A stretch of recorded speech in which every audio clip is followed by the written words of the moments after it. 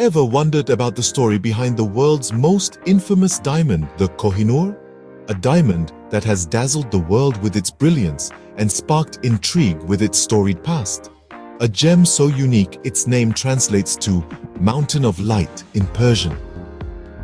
But what makes the Kohinoor so special, you ask? Let's delve into its captivating history. The Kohinoor diamond, a magnificent gem of unparalleled beauty, was first discovered in the mines of Golconda in southern India. Its original size and weight are a subject of great debate among historians. Some claim it weighed a staggering 800 carats in its raw form. That's about the size of a hen's egg. Imagine holding that in your hand. But the allure of the Kohinoor goes beyond its physical attributes. Its journey is as intriguing as its sparkle. This gem has been associated with a number of countries, each with its own tale of acquisition and loss, each contributing to the mystique that surrounds this diamond. The diamond's first recorded history traces back to India, where it was prized by several dynasties. From the mighty Mauryas to the Grand Mughals, the Kohinoor was a symbol of power and prestige. Then, the diamond found its way to Persia, now known as Iran. Here, it was the centerpiece of royal crowns, a beacon of wealth and grandeur. It was in Persia that the gem got its name, Kohinoor, an ode to its mesmerizing radiance. The Kohinoor's journey didn't stop there. It moved to Afghanistan, becoming a coveted possession of its rulers. And finally, it was acquired by the British, and it continues to reside in the United Kingdom, ensconced in the Queen Mother's crown, on display at the Tower of London. Such a journey, isn't it? A single diamond, traversing continents, kingdoms, and centuries, leaving a trail of mystery and intrigue in its wake. And this, my friends, is just the beginning. This is just the tip of the iceberg. There's a lot more to the tale of the Kohinoor. Our journey begins in India, where the Kohinoor was first discovered. The land of spices, elephants, and countless kingdoms, India was the first home of this dazzling gem. The Kohinoor was unearthed from the alluvial deposits in the Golconda region, in what is now the modern state of Telangana. It's hard to pinpoint exactly when the Kohinoor was found, but it's believed to be more than 5,000 years old. Its name, Kohinoor, means Mountain of Light in Persian, but it wasn't always called that. In India, it was known as Siamantakamani, a gem associated with the sun god Surya. The Kohinoor passed through the hands of numerous Indian rulers, each adding a new chapter to its illustrious history. It was a symbol of power and prestige, a beacon that attracted the eyes of ambitious men. Kings fought wars over the diamond, kingdoms rose and fell in its pursuit. A notable period in the Kohinoor's journey was when it was owned by the Mughal Emperor Shah Jahan, the visionary behind the Taj Mahal. Shah Jahan had an unquenchable love for precious stones and architecture.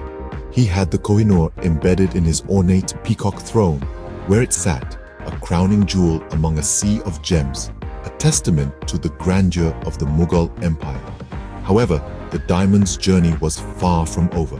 After Shah Jahan, the diamond changed hands multiple times as the Mughal Empire began to disintegrate. It traveled through the subcontinent, each ruler leaving their mark on the Kohinoor's tale. The diamond's journey in India was a saga of power, ambition, and intrigue. It witnessed the rise and fall of empires, the ebb and flow of power. It was more than just a diamond, it was a piece of history, a silent observer to the unfolding drama of human ambition. But the Kohinoor's stay in India was destined to end. Its journey was far from over.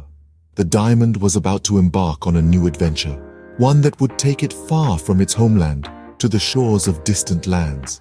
From the hands of Indian royalty, the Kohinoor found its way to Persia and Afghanistan.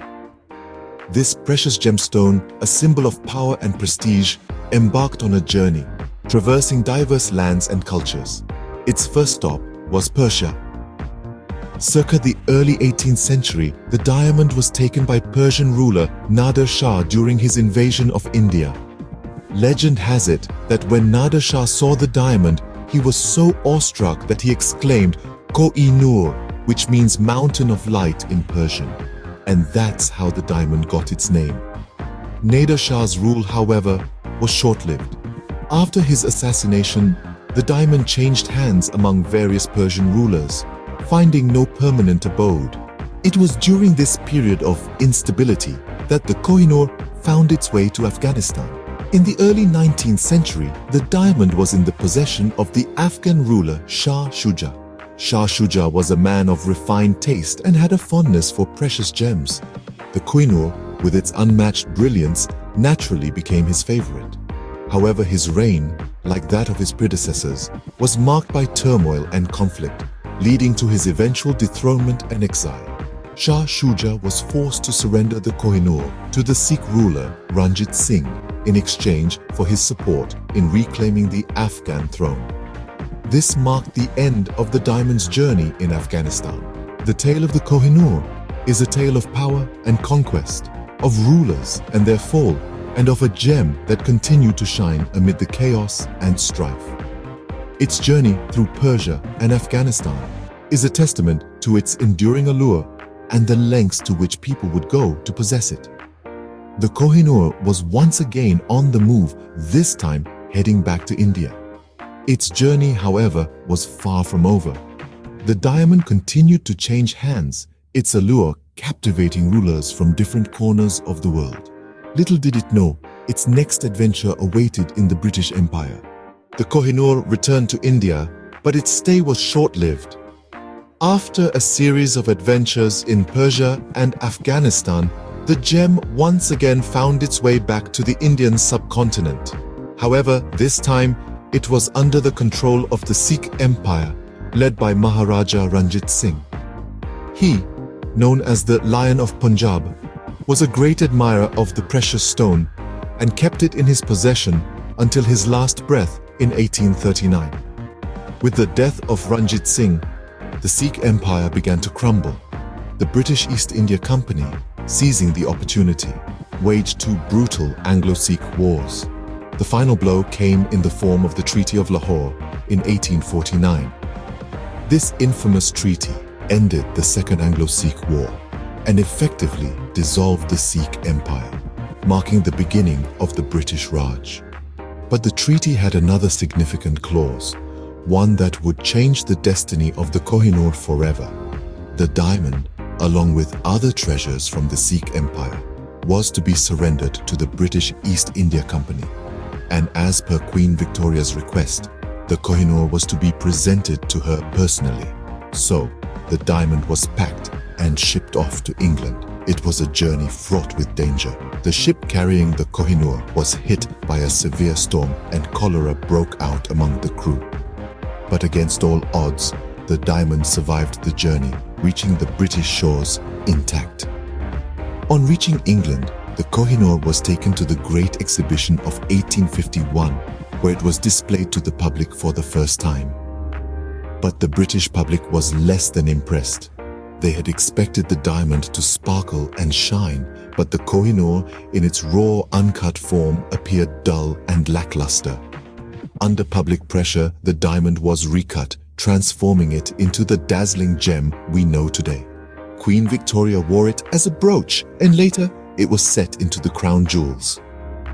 And so the Kohinoor found a new home in Britain. From the heart of the Indian subcontinent to the crown of the British Queen, the Kohinoor's journey was far from over. When the illustrious Kohinoor diamond arrived in Britain in the mid-19th century, it was greeted with a mixture of fascination and disappointment. The British public, having heard tales of its dazzling brilliance, was somewhat underwhelmed by its appearance. Its lack of sparkle was due to its Indian-style rose cut, which was not designed to refract light in the way that European-cut diamonds did. In order to enhance its brilliance, it was decided that the Kohinoor would be recut.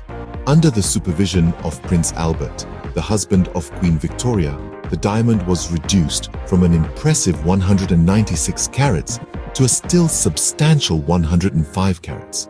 Despite the reduction in size, the recut Kohinoor was now a sight to behold, its brilliance truly living up to its reputation.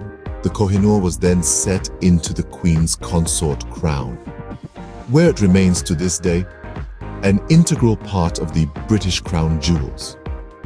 It has been worn by Queen Alexandra, Queen Mary, and Queen Elizabeth, the Queen Mother, and is now housed in the Tower of London along with the rest of the crown jewels.